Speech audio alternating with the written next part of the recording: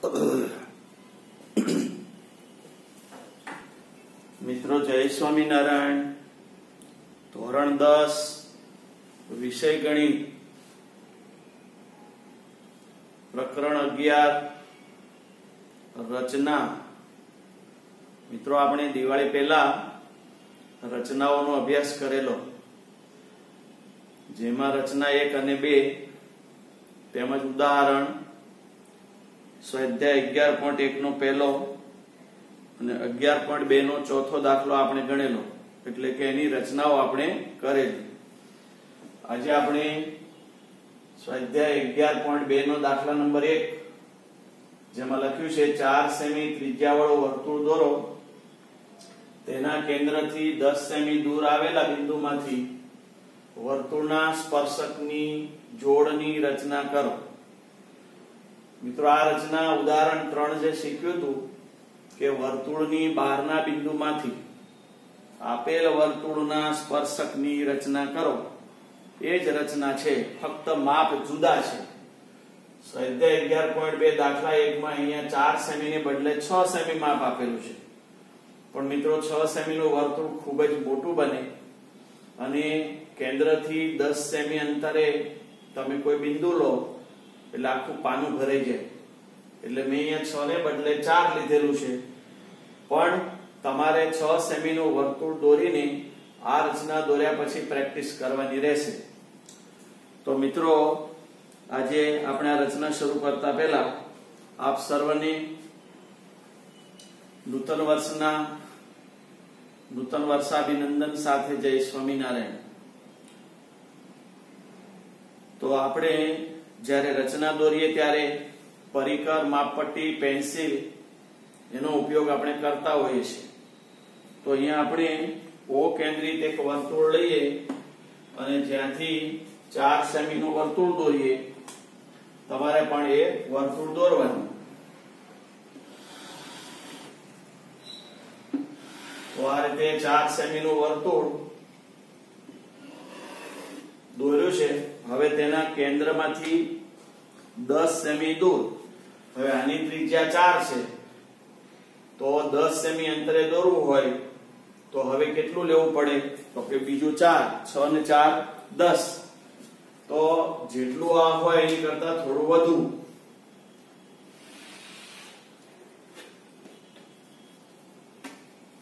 તો અહીંયા આગળ કોઈ આપણે એ બિંદુ લઈએ,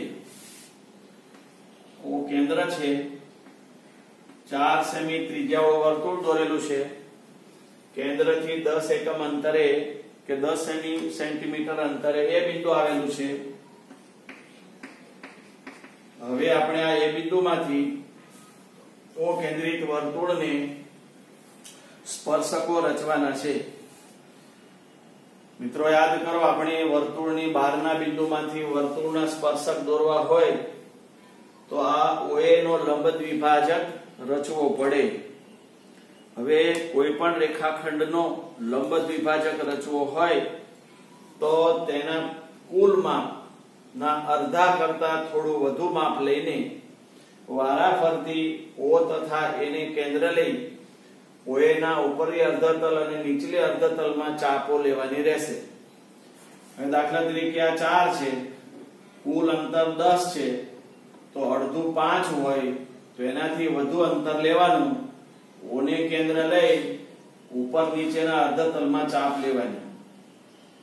જે રીતે O ને કેન્દ્ર લીધું એ જ રીતે A ને કેન્દ્ર લઈ અને ઉપર નીચે ચાપ લગાવવાની છે, અને એ બંને ચાપ ઉપર અને નીચે જ્યાં છેદે તેના નામ આપી શકાય।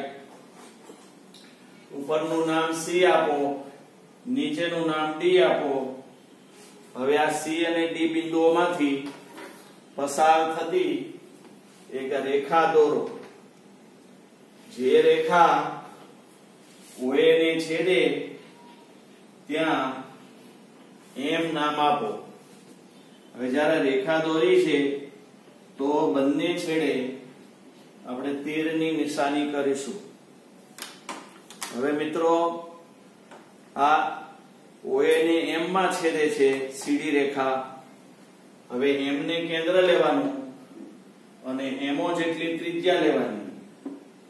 એમ એ જેટલી પણ કરી શકો, એવું નથી કે એમઓ જેટલી જ લેવી. હવે એમને કેન્દ્રિત એમઓ જેટલી ત્રિજ્યા લઈ વર્તુળની રચના કરો. જે વર્તુળ ઓ કેન્દ્રિત વર્તુળને બે ભિન્ન બિંદુઓ P અને Q માં છેદે, P તથા Q માં છેદે. હવે A માંથી P તરફ, A માંથી Q તરફ કિરણો દોરો. તો AP અને AQ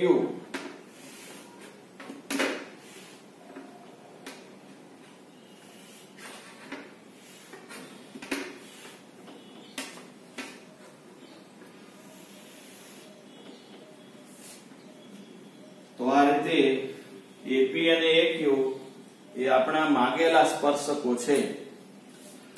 તો 4 સેમી ત્રિજ્યાવાળું ઓ કેન્દ્રિત વર્તુળ દોર્યું અને ઓ કેન્દ્રથી લઈને 10 સેમી અંતરે વર્તુળની બહાર એ લીધું. ઓએ રેખાખંડ 10 સેમી નો થયો, તેના અડધાથી વધુ કે 6 અથવા 7 માપ લઈ ઓને કેન્દ્ર લઈ ઉપર નીચે ચાપ, એને કેન્દ્ર લઈ ઉપર નીચે ચાપ, બંને ચાપ છેદે ત્યાં ઉપરના અર્ધતલમાં C બિંદુ, નીચેના અર્ધતલમાં છેદ બિંદુ D. સીડી રેખા રચો. જે OA ને જ્યાં છેદે તેનું નામ M કહો. એમને કેન્દ્ર, એમો જેટલી ત્રિજ્યા, વર્તુળ રચો. જે ઓ કેન્દ્રિત વર્તુળને બે ભિન્ન બિંદુઓ P અને Q માં છેદે. PA રચો, રેખા અથવા કિરણ. PQ રચો, કિરણ. તો આમ આપણને ઓ કેન્દ્રિત 4 ત્રિજ્યાના વર્તુળના બહારના 10 સેમી અંતરે આવેલા એ બિંદુમાંથી સ્પર્શકોની જોડ બની. હવે તમે માપી શકો, A થી P માપવાનું અને A થી Q માપવાનું. તો એ પણ કરી શકાય. તો આવી રીતે સ્વાધ્યાય 11.2 ની આ પહેલી રચના પૂર્ણ થઈ. હવે મુદ્દા લખવાના આવે ત્યારે પહેલું શું કર્યું તો કે ઓ કેન્દ્રિત 4 નું વર્તુળ રચ્યું. બીજું પગલું શું ભર્યું તો કે OA બરાબર 10 સેમી થાય તેવું વર્તુળની બહાર એ બિંદુ રચો. ત્યાર પછી શું પગલું ભર્યું તો કે OA નો લંબ દ્વિભાજક CD રચો, જે M માં છેદે. M ને કેન્દ્રિત લઈ એમો જેટલી ત્રિજ્યા લઈ શું રચ્યું તો કે વર્તુળ રચો. જે વર્તુળ ઓ કેન્દ્રિત વર્તુળને P અને Q એવા બે ભિન્ન બિંદુઓમાં છેદે છે. પછી છેલ્લું પગલું શું ભર્યું તો કે PA અને PQ રચો. તો આ રીતે જે કામ કર્યું એ મુદ્દામાં આપણે દર્શાવી શકીએ. તો એ રીતે મુદ્દા થતા હોય છે. હવે થોડી તમે પ્રેક્ટિસ કરજો મુદ્દા લખવાની, અને એ મુદ્દાઓ ભૂમિતિને સંલગ્ન હોય એવું ખાસ જરૂરી છે. હવે બીજી રચના છે એની 11.2 ની 4 સેમી ત્રિજ્યાવાળા 4 સેમી ત્રિજ્યાવાળા વર્તુળની સમકેન્દ્રી બીજા 6 સેમી ત્રિજ્યાવાળા વર્તુળ પરના બિંદુમાંથી પ્રથમ વર્તુળના સ્પર્શકની રચના કરો અને તેની લંબાઈ માપો. તો મિત્રો આ બીજી રચના છે. 4 સેમી ત્રિજ્યાવાળા વર્તુળને સમકેન્દ્રી બીજા 6 સેમી ત્રિજ્યાવાળા વર્તુળો પરના બિંદુમાંથી પ્રથમ વર્તુળના સ્પર્શકની રચના કરો. તો મિત્રો આપણે 4 સેમી ત્રિજ્યાનું એક વર્તુળ દોરીએ. હવે જ્યારે વર્તુળ દોરીએ ત્યારે ખાસ કરીને ઓવરલેપિંગ ના થાય એટલે કે ઘૂંટાય નહીં એ ખાસ ધ્યાન રાખવાનું. જે ચાપ દોરી એ ભૂસવાની નથી. તો અહીંયા ઓ કેન્દ્રી 4 ત્રિજ્યાનું વર્તુળ થયું. હવે એને સમકેન્દ્રી કેન્દ્ર એક જ હોય પણ ત્રિજ્યા ભિન્ન હોય. હવે આપણે 6 સેમી ત્રિજ્યા લેવાની, આટલી 5 હોય તો આટલી 6 લઈએ. તો એવું સમકેન્દ્રી આ વર્તુળ દોરીએ આપણે.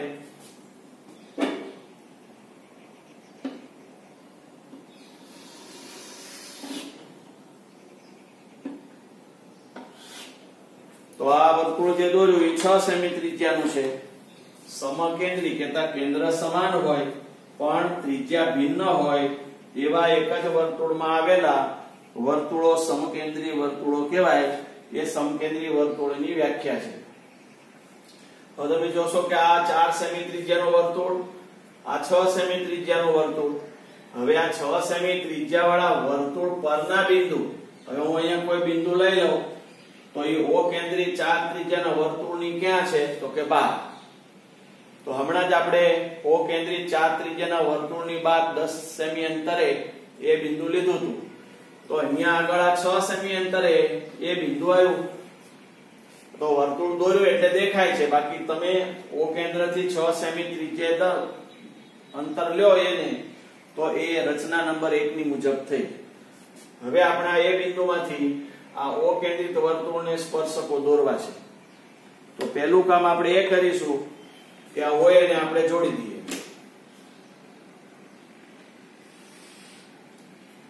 તો આ OA છે એ 6 સેમી થશે, 6 સેન્ટીમીટર.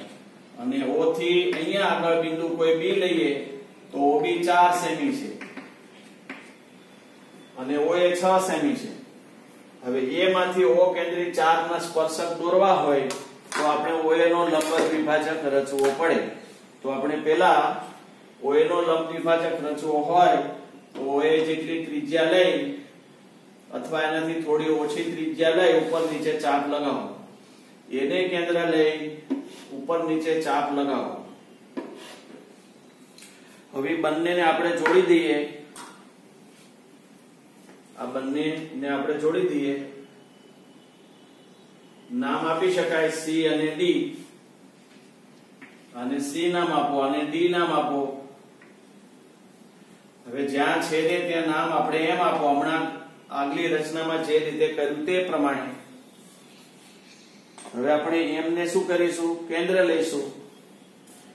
ત્રિજ્યા કેટલી લઈશું તો કે MO જેટલી, અથવા કેટલી લેશું તો કે MA જેટલી. શું રચીશું તો કે વર્તુળ. તો તમે જો આ M કેન્દ્રિત MO જેટલી ત્રિજ્યા વાળો વર્તુળ O કેન્દ્રિત 6 ત્રિજ્યા વાળા વર્તુળની અંદરથી સ્પર્શે છે. પણ આ M કેન્દ્રિત OM જેટલી ત્રિજ્યા વાળો વર્તુળ O કેન્દ્રિત 4 ત્રિજ્યાને જ્યાં સ્પર્શે તેના નામ P અને Q આપી દો. હવે આપણે શું કરવાનું તો કે A માંથી સ્પર્શક દોરવાનો. તો આ પહેલો સ્પર્શક થયો AP અને બીજો સ્પર્શક Q માં જશે AQ. તો મિત્રો આ રચના થઈ ગઈ બીજી. ચલો પહેલું શું કર્યું તો કે 4 સેમી ત્રિજ્યા વાળું O કેન્દ્રિત વર્તુળ રચ્યું. પછી શું કર્યું તો કે O કેન્દ્રિત 6 સેમી ત્રિજ્યા વાળું વર્તુળ રચ્યું. હવે 6 સેમી ત્રિજ્યા વાળા વર્તુળ પરનું કયું બિંદુ નક્કી કર્યું એ એટલે OA ને આપણે રેખાખંડ સ્વરૂપે OA દર્શાવ્યું. હવે A માંથી O કેન્દ્રિત 4 ત્રિજ્યાના વર્તુળને સ્પર્શક દોરવા હોય તો OA જેટલી OA છે એનો લંબ દ્વિભાજક રચવો પડે. તો પછી O ને કેન્દ્ર લઈ 6 સેમી નું ત્રિજ્યા ઉપર નીચે અને A કેન્દ્રિત ઉપર નીચે ચાપ લગાવો. ઉપરના અર્ધતલમાં C બિંદુમાં છેદે બંને ચાપ, નીચેના અર્ધતલમાં Q બિંદુમાં D બિંદુમાં છેદે. CD ને જોડતી રેખા દોરો જે OA ને M માં છેદે. M કેન્દ્રિત MO ત્રિજ્યાનું વર્તુળ દોરો જે ભિન્ન બિંદુઓ P અને Q માં છેદે. એપી અને એક્યુ રચો તો આમ આપણને માગેલી 11.2 ની આ બીજી રચના થઈ. ચોથી આપણે કરાવેલી છે અને ત્રીજી હવે પછી આપણે કરીશું. તો મિત્રો તમે આ બંને સ્વાધ્યાય 11.2 નો પહેલો બીજી બે રચના અગાઉ ચોથા દાખલાની કરાવેલી છે અને જો ત્રીજા દાખલાની રચના આપને આવડે તો દોરી શકાય, પણ તેમ છતાંય તે હવે પછીના તાસમાં આપણે દોરીશું, કારણ કે ત્રીજી અને પાંચમી એ આપણા સિલેબસમાં આપેલી છે. એટલે હવે પછીના તાસમાં એ બંને રચનાઓ આપણે પૂર્ણ કરીશું. તો આ નવા સત્રની અંદર થોડા એકાગ્ર થઈ મે મહિનામાં આવનારી પરીક્ષા માટે આપણે થોડી તૈયારીમાં લાગી જઈએ. સરસ રીતનો માહોલ બને, ઠંડી પણ શરૂ થઈ ગઈ છે તો એનો લાભ લઈને થોડી કસરત હળવી કરશું. કોરોના મહામારીમાંથી આપણે વહેલી તકે દૂર થઈએ એ જ અભ્યર્થના. જય સ્વામિનારાયણ.